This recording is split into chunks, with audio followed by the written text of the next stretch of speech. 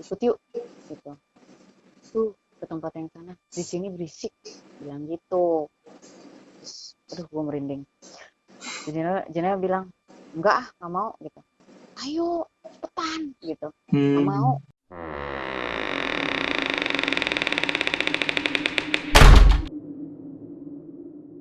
Jadi pada saat gue ngeliat, dia tuh nggak bawa apa-apa. Dia, seingat gue, dia pakaiannya putih-putih, atas baju putih, bawah celana putih. Celana putihnya ngatung bawah dempul, tapi nggak Hmm. sampai mata kaki. Jadi sebetis lah celananya. Tapi dia Oke. nggak pakai alas kaki. Hmm. Dia nggak pakai alas kaki dan dia nggak bawa tas dan dia juga nggak bawa apa-apa. Warga setempat kali. Nah, gue pun berpikir seperti itu. Gue pikir Hmm. warga setempat, tapi kok kayak gimana ya? Kayak orangnya bersih gitu loh. Kayak kan biasanya tahu lah ya kalau misalkan kayak orang pendaki, bukan pendaki, kalau warga setempat, kalau lo naik kan pasti mereka entah cari makanan apa gitu kan. Lagi bertani atau apa gitu kan. Nah, Tapi tuh kayaknya enggak gitu. Gue nggak bisa mengkategorikan si kakek tua ini seperti itu. sebentar gue tanya deh. Selama kalian perjalanan menuju ke atas, kalian ada ngelihat gubuk atau apa? Nggak ada, Gak ada. nggak ada. Nah itu maksudnya emang takutnya ada gubuk dan dia tinggal di situ kan, takutnya orang situ kan. Nggak.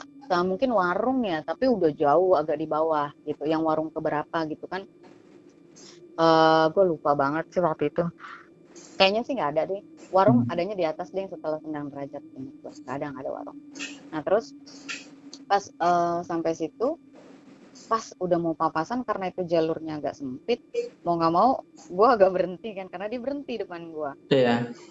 Terus dia bilang, misi dek, dia bilang gitu. Nggih mbah gitu. Kebetulan gue juga orang Jawa, jadi gue Hmm. lumayan bisa lah ngomong Jawa gitu. Dia juga ngomongnya Jawa. Oke.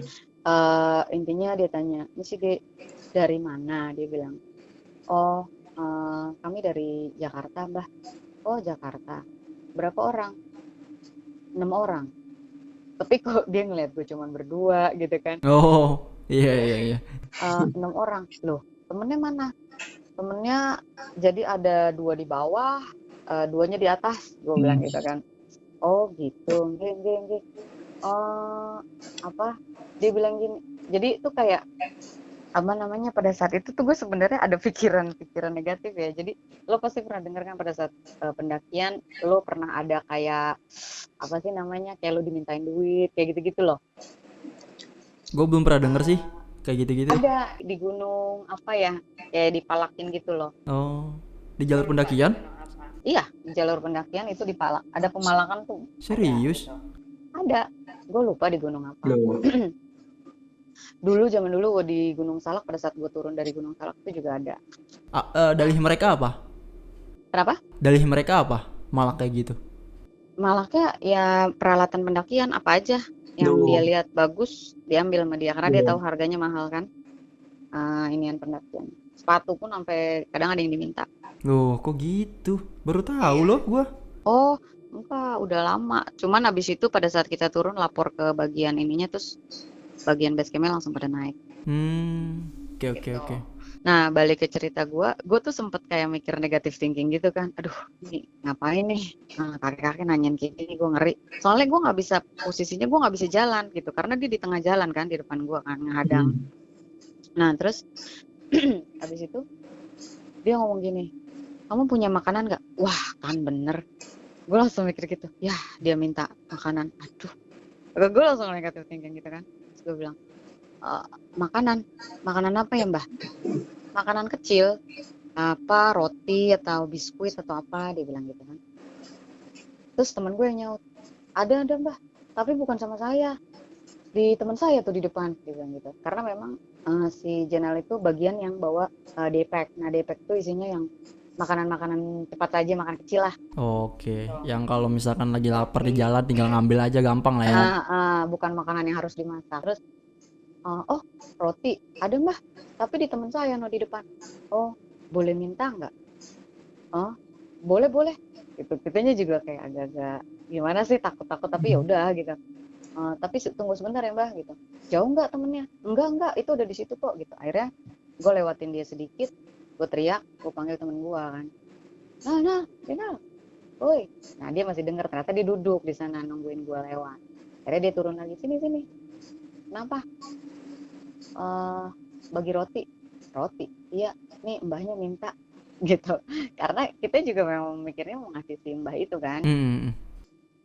Terus gue kasih, belum gue buka, dia bilang gini, lo tau roti sobek kan? Udah gue buka, dia ngambil satu potong roti sobek yang kotak itu. Terus dia bilang gini, ini bukan buat saya, segini aja, dia bilang gitu. Segitu aja, nggak kurang bah, ini semua aja gitu kan. Gue kasih satu plastik, enggak, segini aja cukup, ini bukan buat saya. Terus sambil tangannya ngutil-ngutilin roti itu, dipotong kecil-kecil. Terus buat siapa mbah? Buat burung. Dengan sambil iseng tangannya ngutil-ngutilin roti itu kecil-kecil, terus dia langsung sebar ke tanah. Sebar di tanahnya itu yang deket kakinya dia ngomong gini, roti ini buat burung. Pas dia sebar, jebret, burungnya langsung pada datang. Sumpah gue merinding. Itu nggak ada burung sama sekali tadinya di situ, Rey. Sama sekali gak ada kalian ngeliat? Gak ada, gue nggak ngeliat burung sama sekali. Terus dia nyebar roti di bawah deket kakinya dia, sambil ngutil-ngutilin rotinya yang ada di tangannya. Dia sebar tuh roti potongannya, bukan buat saya tapi buat burung. Dia taruh, langsung pada datang. Banyak, sekitar ada 10-an sampai 15-an mungkin. Jadi dari 1, 2, 3, 4 cepet datangnya tuh cepet. Gue kaget dong, dari mana nih burung gitu, tadi nggak ada cuy. Langsung gue agak-agak mundur gitu, temen gue mundur, si Jenal juga mundur yang di belakangnya si mbah itu kan. Gue bengong, tapi kayaknya nggak ada burung. Terus akhirnya si mbah ngomong gini, kalian dari Jakarta? Iya mbah, 6 orang. Iya, kalian baik-baik sama teman kalian, dijaga temennya. Nggih mbah. Terus ini burung ini piaraannya mbah siapa, sumpah gue lupa. Itu dia bilang, dia menyebut satu nama, dia bilang burung ini adalah piaraannya mbah ini gitu. Gue masih bengong. Kalian kalau kapan-kapan sewaktu-waktu mampir ke sini, burungnya jangan lupa dikasih makan, dia bilang gitu. Gue merinding. Si tokoh yang dia sebut mbah ini tuh kayak urban legend lah ya? Kayaknya sih seperti itu. Jadi itu dia kayak menganggap dirinya sebagai mungkin kayak pengabdinya. Oh, abdi dalam. Gue juga kurang tahu. Jadi kayak dia tuh ikut memelihara si burung-burung itu. Oke. Makanya dia bilang kapan-kapan ngomongnya tuh lembut, enak, berwibawa, adem gitu loh ngeliatnya. Kapan-kapan kalau kalian kesini lagi dikasih makan burungnya.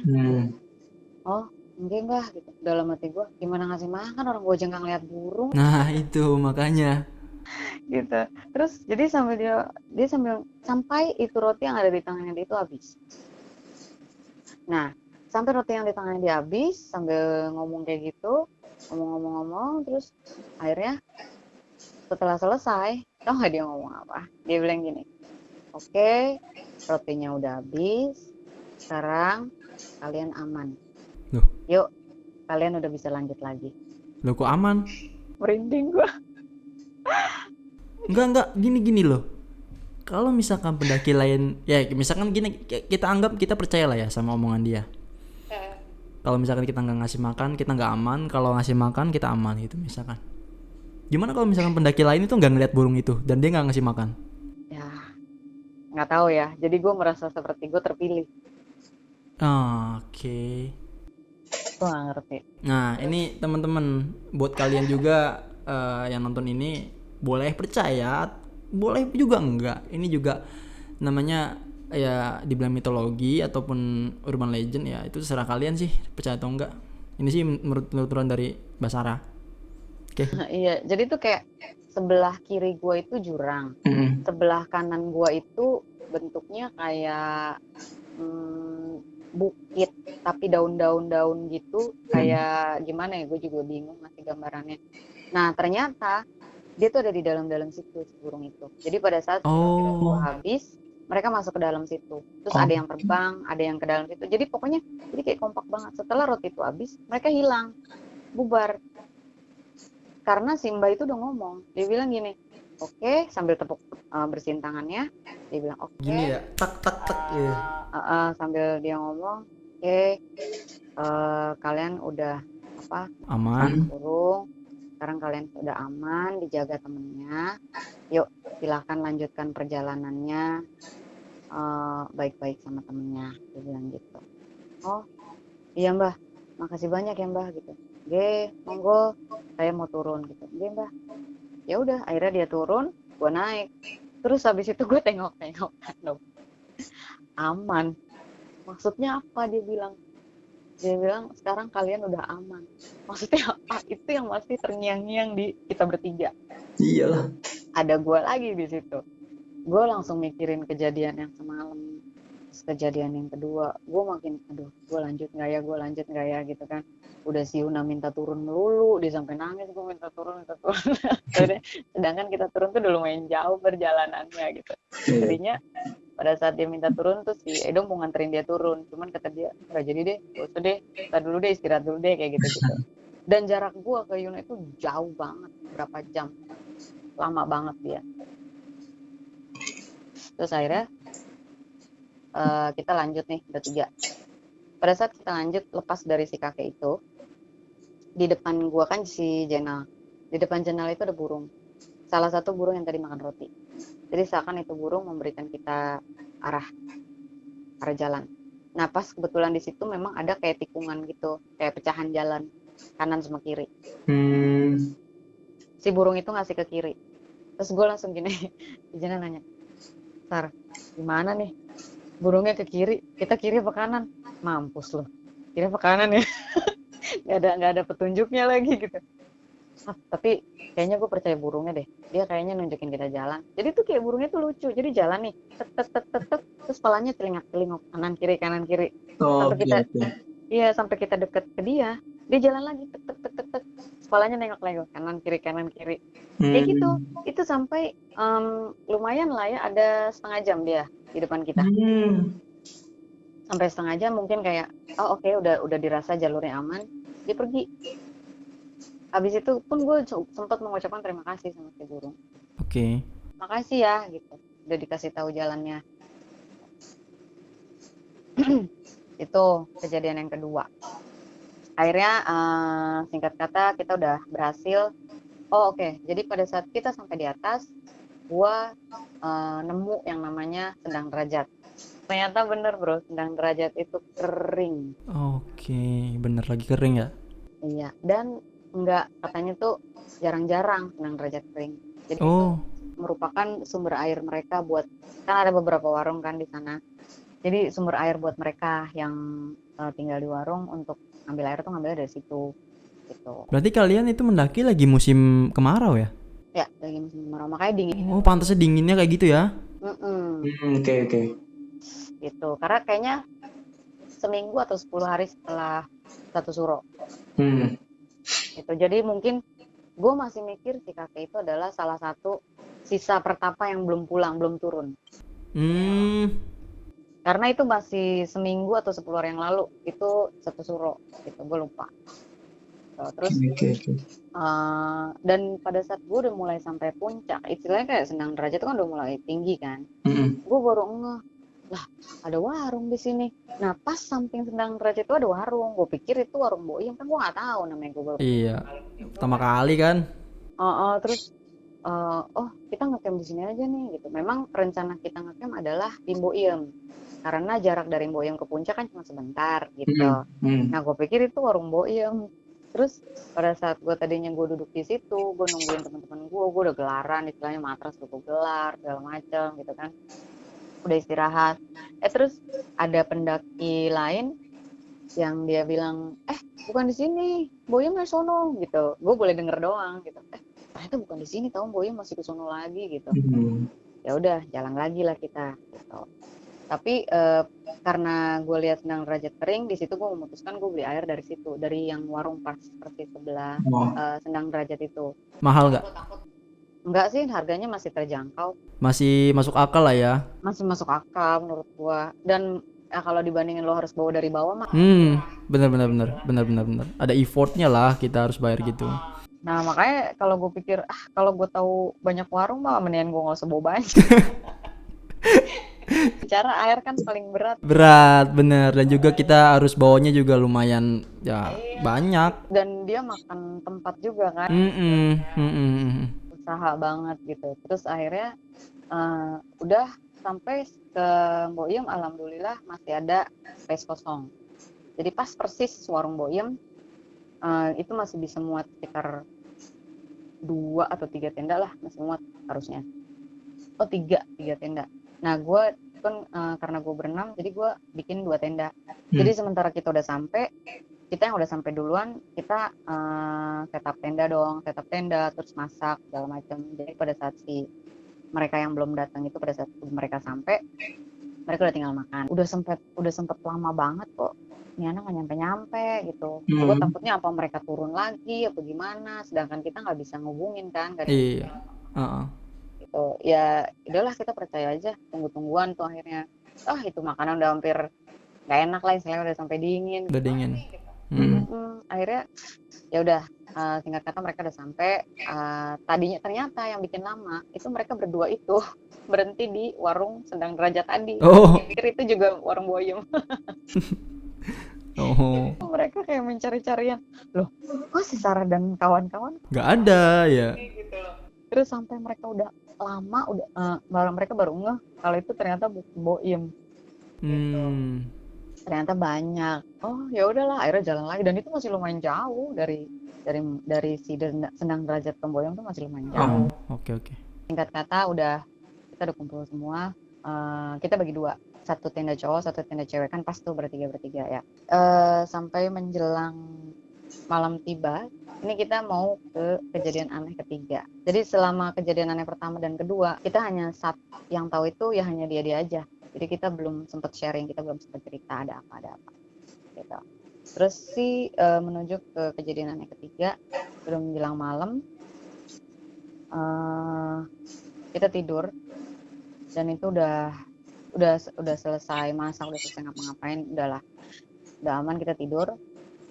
Di tengah-tengah tidur itu udah mulai pules gitu, dan tenda-tenda lain juga sepi, udah gak ada suara.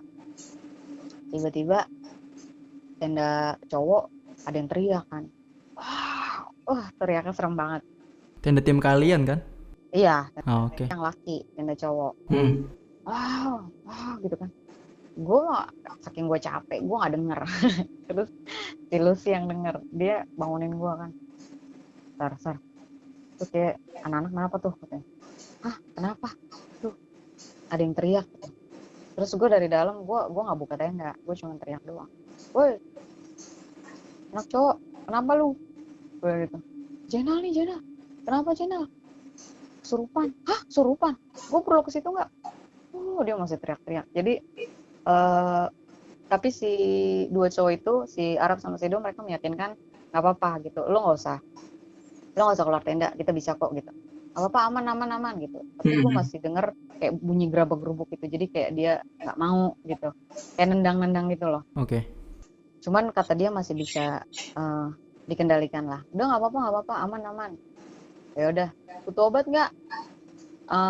Terus nggak lama si Jenel udah sadar. Jangan-jangan masuk angin nih. Soalnya memang dinginnya luar biasa kan. Iya. Kebetulan tas P3K ada tenda cewek kan. Akhirnya gue lempar. Tapi gue nggak keluar tenda, cuma tangan gue doang. Gue lempar ke depan tenda mereka. Tuh obat-obatan di situ, mau tolak angin apa semua ada di situ gitu. Oke, udah gue ambil. Udah. Kenapa emang? Nggak apa-apa. Jenal. Iya Sar. Oke Sar. Udah. Selama dia masih bisa nyaut, ya udahlah, gue tidur lagi. Bisa tidur lagi nggak? Bisa aman. Ya udah. Kita tidur. 1 jam kemudian begitu lagi. Kumat lagi. Jadi tuh lebih parah teriaknya. Kayak nendang-nendang kayak gitu-gitu terus. Nggak kesurupan kan? Kayak semacam ngigo gitu kan? Ya, dia kayak semacam mimpi ngigo tapi sampai kayak keluar gitu loh, sampai dia bisa bersuara. Oh. Terus akhirnya gue bangun kan, gue duduk. Nah, mendingan lu nggak usah tidur deh. Lu duduk aja, lu bangun aja gitu. Iya, Sar. Gue juga udah nggak bisa tidur lagi. Gue nggak mau. Kita juga nggak bisa cerita. Tapi yang teman gue yang 2 tetap tidur, yang cewek. Gue bangun. Gue terjaga. Kita ngobrol, gue sama si Jenal ngobrol, tapi dalam tenda. Dia di situ, gue di sini. Jadi kayak kita teriak-teriakan gitu. Lo nggak apa-apa kan? Iya. Lo makanan itu aja tuh ada di situ, ada di tas ini, ada di tas ini gitu. Jadi gue sambil kasih komando dari tetangga sebelah. Jadi setidaknya itu usaha gue untuk tetap dia bangun lah. Iya. Kalau misalkan dia sendirian doang, dia tidur, gue takut kayak gitu lagi kan. Nah, benar-benar. Dan gue juga nggak mau nanya, lu kenapa? Udah singkat kata sampai pagi, si Jenel udah nggak tidur lagi, begitu pula gue, karena kita kan mau ngejar summit ceritanya. Jam berapa ya kita summit ya? Jam 4 kalau nggak salah. Jam 4 kita mau summit dan ternyata itu cuma deket kan istilahnya. Dari si Mboyem ke puncak ke Hargodomila itu yang gue baca-baca sebelumnya itu cuma 30 menit. Terus gue bilang, Nal, gimana badan lo? Semalam gue meriang, tadi bilang gitu. Terus gimana? Lo gak usah ikut summit deh, lo di tenda aja. Gak apa-apa, gue sekarang udah enakan kok, kata dia gitu. Yakin lo? Iya, gak usah dipaksain lah kalau memang badan lo gak enak. Gak apa-apa, Sar. Gue udah bisa kok, kata dia gitu. Lagian juga kan cuma deket. Yakin? Iya, ya udah. Karena kan kita juga kan gak bawa apa-apa. Nah kebetulan si Yuna stay di tenda yang si pemula itu. Jadi dia gak ikut muncak. Ya udah, Yun lu di sini ya, titip barang-barang. Ya, akhirnya kita berlima muncak sekitar jam 4 kita summit. Dan sama si Jenel juga. Gitu. Akhirnya kita naik, berhasil sampai puncak. Dan itu cuma sekitar 20 menit doang. Selesai, terus turun, kita balik lagi ke tenda. Nah, baru udah mulai menjelang terang, gitu. 8 kali ya, jam 8, jam 9 baru dia mulai cerita. Jadi dia tuh kayak mimpi. Jadi dia mimpi didatengin orang, 2 orang hitam gede, dia bilang gitu. Terus dia diajak, ikut yuk gitu. Tuh ke tempat yang sana, di sini berisik, bilang gitu. Terus, aduh gue merinding. Jenel bilang, enggak mau gitu. Ayo cepetan gitu. Nggak mau. Didorong sama yang hitam satu lagi, didorong, yang satu yang depan narik gitu. Nggak mau. Jadi dia tuh kayak berontak gitu loh. Nggak mau, gue nggak mau ikut gitu, gue nggak mau ikut gitu. Nah saking dia berontaknya kencang, makanya teman sebelahnya dibangunin gitu. Biar sadar lah. Dibangunin, akhirnya bangun kan.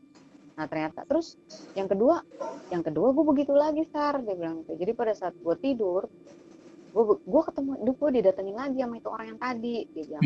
Tapi gue nggak bisa bilang itu orang karena kayak bayangan gitu loh kan. Kalau bayangan tuh lekuk-lekukannya nggak terlalu jelas ya. Kalau kayak orang kan kelihatan. Iya. Gitu. Kalau itu enggak. Dan ngomongnya sama. Ngajak dia untuk pergi dari situ gitu. Ikut gitu. Ayo ikut. Ngomongnya kayak galak gitu istilahnya. Dengan suara yang berat dia bilang, ayo ikut gitu. Nggak mau gitu. Cepetan, di sono enak sepi, di sini rame, dia bilang gitu. Terus pokoknya gue nggak mau, Sar, gue nggak mau. Mereka tetap, dan itu gue udah hampir jauh. Mereka kayak yang satunya ngedorong, yang satunya narik, dan gue udah kebawa. Mereka tuh jauh gitu, kegeretnya tuh jauh. Dan gue semakin berontak semakin kuat, gue bangun lagi gitu. Makanya terus abis itu sebenarnya badan gue sempet panas, sempet anget, tapi gue nggak ngomong sama lo, dia bilang gitu. Tapi terus langsung gue minumin tolak angin, dia bilang gitu. Masuk angin atau gimana. Oke. Terus untung lu nggak jadi ke bawah. Iya gue ngeri banget gitu, makanya gue bangun, dia bilang gitu, makanya untung lu nemenin, jadinya gue nggak tidur lagi, soalnya gue takut kalau tidur yang ketiga takutnya malah ke bawah apa gimana gitu kan. Udah feeling gue juga udah nggak enak, gue bilang aduh udah dua kali dia begitu, feeling gue nggak enak. Secapek gue apapun gue paksain gue melek. Orang gue istilahnya sambil duduk sambil itu kayak gue sok main tebak-tebakan yuk gitu. Apapun gue lakukan supaya Buat tetap mencairkan melek gitu. suasana lah ya. Makanya karena kan gue juga istilahnya penanggung jawab mereka. Akhirnya dia selesai cerita itu, kita packing, terus dia sempat berbisik sebenarnya sama gue,